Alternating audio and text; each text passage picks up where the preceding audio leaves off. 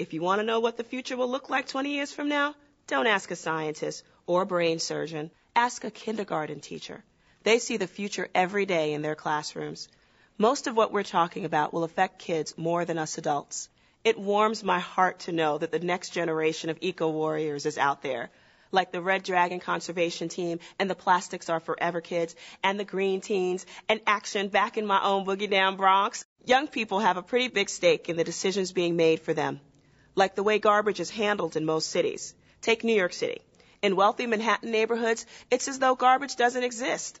That's because 95% of all New York City's waste is handled outside of Manhattan, mostly in poor communities of color. That's environmental injustice, since most of the waste is produced by rich consumers and not the poor people who have to deal with it.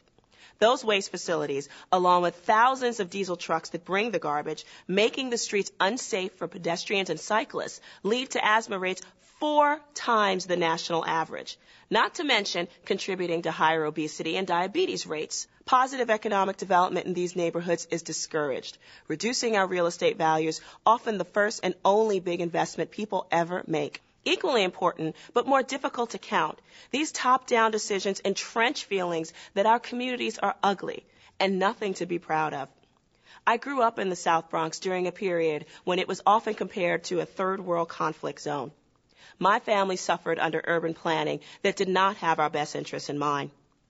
We know better now because we learned the hard way. Is there such a thing as out of sight, out of mind? No, of course not. Somebody, somewhere, always feels the effect of someone else's actions. And someday, you could be someone else's somebody.